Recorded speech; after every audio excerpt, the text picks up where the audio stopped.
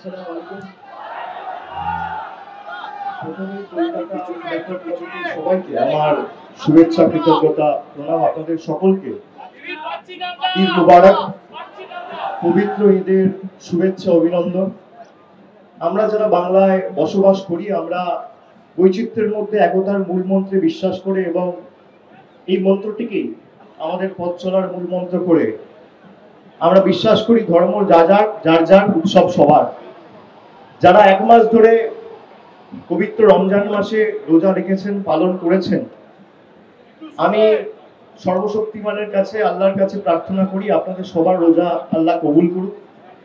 আপনাদের পরিবারের সবার আগামী দিনগুলো আনন্দময় হোক, সমৃদ্ধশালী হয়ে উঠুক।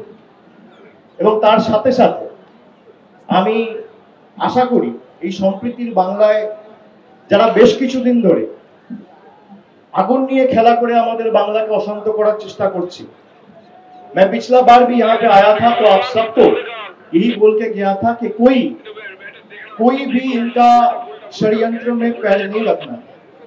बंगाल से हम लोग जहाँ पे 18 सीट ये लोग जीत के आए थे, 6 सीट तो बंगाल के लोगों ने हरा दिया।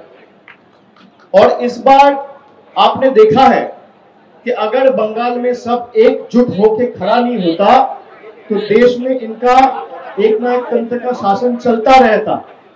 जो बंटवारे की बात करता है, भाई भाई को लड़ाने की बात करता है, उनको ये समझ में आनी चाहिए जिस चाँद को देख के हम ईद मनाते हैं, इसी चाँद को देख के करवा चौथ होता है। ये चाँद का कोई धर्म नहीं होता है। ये सूरज जिसने सबको रोशनी देता है, इसका कोई धर्म नहीं होता है। जिस हवा में हम सांस लेते हैं, इसका कोई धर्म नहीं होता है। शिव की गंगा भी पानी है, आबे जमजम भी पानी है। हिंदू भाई भी पिए, मुसलमान भाई भी पिए। जो बांटने की बात करते हैं, जिसको लगता है किसी को भी बंगाल से निकाल देंगे, हिंदुस्तान से निकाल देंगे, एनआरसी करेंगे, सीए करेंगे। राहत इंदौरी साहब तो आज हमारे बीच में रहे नहीं, लेकिन उनका एक बात मुझे याद आ रहा है जो मैं आज फरमाना चाहता हूं। राहत इंदौरी साहब ने बहुत खूब से कहा था कि किराएदार है, जाति मकान थोड़ी है। किराएदार है क्यों? जहां पे हम रह रहे हैं, हम कुछ दिनों के लिए आए हैं, ना, तो किराएदारी हुआ। किराएदार है, जाति मकान थोड़ी है। सभी का खून है इस मिट्टी में शामिल, हिंदू, मुस्लिम, सिख, ईसाई। किराएदार है, जाति मकान थोड़ी है। सभी का खून है इस मिट्टी में शामिल, किसी का बाप का हिंदुस्तान थोड़ी है। ये हिंदुस्तान जितना हिंदू का है, उतना मुसलमान का है, उतना सिख का है, उतना क्रिश्चियन का है, हर एक इंसान का है। कोई कहता है हिंदू खतरे में है, कोई कहता है मुसलमान खतरे में है। मैं कहता हूं भाजपा के दोस्तों, जरा धर्म का चश्मा उतार के देखो, पूरा हिंदुस्तान खतरे में है।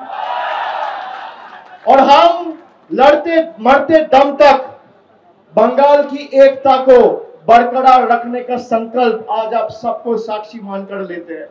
जो इस मिट्टी में आग लगाने आएगा, उस आग में जल के वो खुद राख हो जाएगा। जो तोड़ने आएगा वो खुद टूट जाएगा, जो बिखरने आएगा वो खुद बिखर जाएगा। इस मिट्टी का ताकत, उसको अंदाजा नहीं है कि इस मिट्टी का ताकत कितनी है। मैं आप सबको, दीदी ने कहा, आप सबको ईद का शुभकामनाएं। और दीदी ने कहा सरफरोशी की तमन्ना अब हमारे दिल में है, देखना है जोर कितना बाजुए का दिल में है। मैं उसके साथ 2 लाइन ऐड कर देता हूं। सरफरोशी की तमन्ना अब हमारे दिल में है, देखना है जोर कितना बाजुए का दिल में है। बंगाल को जो तोड़ने आओगे, उनके लिए 2 लाइन ऐड कर देता हूं कि वक्त आने पे हम ये भी बता देंगे क्या हमने सोचा था और क्या हमारे दिल में है। जय हिंद, जय बांग्ला, सबको ईद मुबारक। शुक्रिया, धन्यवाद जनाते हैं हमारी नेत्री माटी मानुष की नेत्री ममता दी, अभिषेक बनर्जी हमारे युवा नेता, और तमाम आप सबको ईद मुबारक हो खिलाफत कमेटी की तरफ से। आप सब अच्छे से रहिए, अच्छे से ईद को पालन कीजिए। মমতা বন্দ্যোপাধ্যায়, অভিষেক বন্দ্যোপাধ্যায় রেড রোডে একেবারে সাম্প্রদায়িক সম্প্রীতির কথা বললেন। আজকে ঈদের শুভেচ্ছা জানালেন সকলকে। চলে আসে পরের খবরে। অক্সফোর্ড কাণ্ডের পর থেকেই কিন্তু বঙ্গ রাজনীতিতে হুমকি হুঁশিয়ারি স্রোত শুরু হয়েছে। সুজন সেলিমকে পেলে ছাড়বেন না, এবার সোশ্যাল মিডিয়ায় পোস্ট করে হুঁশিয়ারি দিল ফ্যাম। পাল্টা পোস্টে জবাব দিয়েছে এসএফআই। অন্যদিকে এদিনই দিনহাটা এসএফআই এর ওপর হামলার অভিযোগ উঠল শাসক দলের বিরুদ্ধে। Jadavpur University, what have you done? If you want to make it a political platform, go to Bengal and tell your party to be more strong. অক্সফোর্ডের কেলক কলেজে মুখ্যমন্ত্রীর বক্তৃতা চলাকালীন এসএফআই ইউকে শাখার বিক্ষোভ ঘিরে তপ্ত হয়েছে বঙ্গ রাজনীতি। এবার তা নিয়ে শুরু হয়ে গেল সোশ্যাল মিডিয়া যুদ্ধ। একদিকে তৃণমূল সমর্থকদের social media platform fearless AITC members বা ফ্যামের তরফে ফেসবুক পোস্টে লেখা হয়েছে, কুকুর বিড়াল মারবেন না, সুজন সেলিমকে পেলে ছাড়বেন না। বার্তা এই কারণেই দেওয়া হয়েছে, কারণ কুকুর বিড়াল লয়াল, কুকুর বিড়ালটাও পোষ মানে, কিন্তু সুজন সেলিম এরা এতটাই দেশের দ্রোহের মতো কাজ করেছে। লন্ডনে গিয়ে, অক্সফোর্ডে গিয়ে এসএফআইকে দিয়ে রাজ্যের মুখ্যমন্ত্রী, মাননীয় মুখ্যমন্ত্রী মমতা বন্দ্যোপাধ্যায়কে নক্কারজনকভাবে তারা আক্রমণ করেছে। এটা আমাদের দেশের লজ্জা। আবার এসএফআই এর রাজ্য সম্পাদক দেবাঞ্জন দে পোস্টে লিখেছেন, আমরা তো এমনিতে শান্তই, যেচে অশান্তি পাকানোর ব্যাপার নেই, তবে কেউ অশান্তি পাকাতে এলে তাদের শান্তিতে ফিরতে দিও না। প্রশ্নটার মধ্যে দিয়ে যদি বিদ্বেষ ছড়িয়ে দেন, সেই বিদ্বেষকে কেন গ্রহণ করতে হবে? একটা ক্রিটিসিজম করার তো একটা তালিকা আছে। লন্ডনের মাটিতে যারা অক্সফোর্ডে অঙ্গরাজ্যের মুখ্যমন্ত্রীকে এসএফআই যে ভাষায় কথাবার্তা বলেছে, যে ব্যবহার, তাদের অঙ্গভঙ্গি, এ অসভ্যতার পরিচয়। সিপিএমের আজ কিছু নেই। বেসিক্যালি সিপিএম ও এসএফআই হচ্ছে অসভ্য বর্বরের দল। তো যারা অধিনায়ক অথবা মহানায়কের খোঁজ রাখে, তারা ছাত্রদের তো বা যুবকদের তো বা সাধারণ মানুষকে তো কুকুর ছাগল বলেই মনে করবে। এটাই ওদের কাজ, ওদের করতে দিন।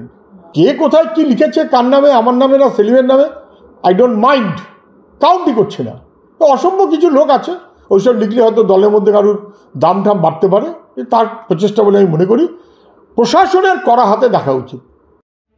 লন্ডনে মুখ্যমন্ত্রীর অনুষ্ঠানে এসএফআই বিক্ষোভ দেখানোর পর থেকেই হুমকি হুঁশিয়ারির লড়াই শুরু হয়েছিল। শনিবার কোচবিহার ইভিনিং কলেজ এবং দিনহাটা কলেজের সামনে বিক্ষোভ দেখায় তৃণমূল ছাত্র পরিষদ, আর সেখান থেকেই সিপিএম এবং এসএফআইকে হুমকি দেওয়া হয়। যখন একদম কেলাতে শুরু করব, তখন তারা আর দিনহাটার মার্কেটে এবং সারা পশ্চিমবঙ্গের মার্কেটে কোথাও খুঁজে পাওয়া যাবে না।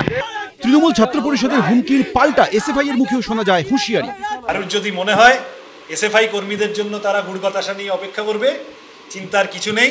এসএফআই কর্মীরাও একেবারে ভালোবেসে কোলাকুলি করার জন্য রাজ্য জুড়ে চমচম ল্যাংচা মাখা সন্দেশ নিয়ে দাঁড়িয়ে আছে।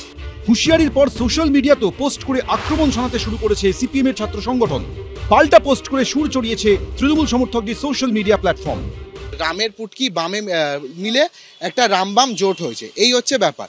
ওরা যদি চমচম সন্দেশ নিয়ে প্রস্তুত থাকে, এই ওদেরকেও একটু সাবধান করে দিই আপনাদের মাধ্যমে, যেই হলুদ আগুনের সাথে যেন ওরা পাঙ্গানা নিতে আসে, তাহলে সেটা কিন্তু এই আগুনের তেজ ওদের দিকেও ধেয়ে যাবে।